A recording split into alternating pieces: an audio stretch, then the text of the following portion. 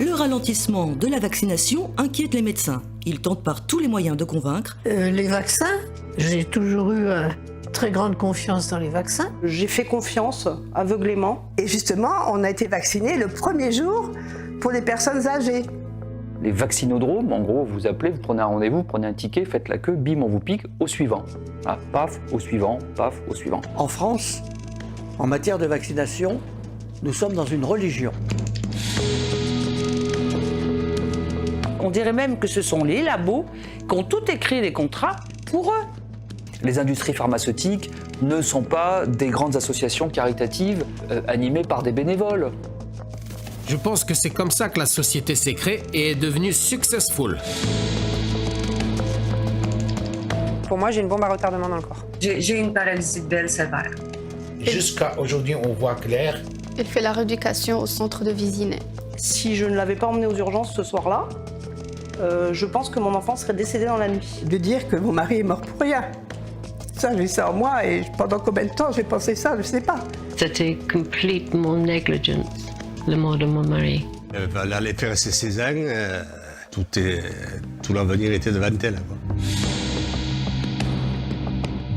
Un médicament doit être prescrit au bénéfice du malade. Primum non nocere, d'abord ne pas nuire. Où est l'étude qui nous garantit que c'est sans risque pour les femmes enceintes, pour elles et pour l'enfant qu'elles portent? Où est cette étude? Et pendant ce temps, on pique à tour de bras les femmes enceintes. Ceci n'est pas sérieux, ni scientifiquement, ni médicalement, ni éthiquement. C'est du jamais vu, en fait. Moi, j'ai jamais vu ça dans tous les essais cliniques auxquels j'ai participé. Finalement, les rats et les souris de laboratoire, ils sont quasiment mieux suivis que les gens aujourd'hui qui se sont fait vacciner. Mais j'ai l'impression, moi, que ma santé, ma vie, là, elle ne vaut pas autant que celle qui risque d'avoir le Covid, quoi. Et les médias se taisent, ce qui est incroyable. Ce que je leur en veux parce qu'ils m'ont caché la vérité. Soit ils font de la divination, soit ils font une manipulation.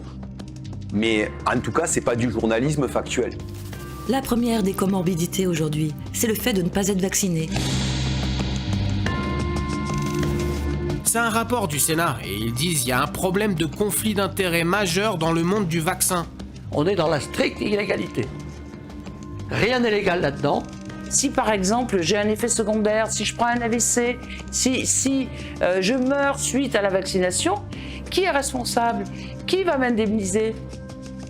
Mais ce lien, il fallait le faire reconnaître et ça a été la plus dure bataille que j'ai dû mener. Vous prenez objectivement un risque en vous vaccinant.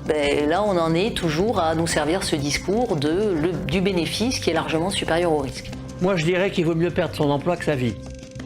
On aurait aimé savoir avant, et peut-être on aurait agi différemment.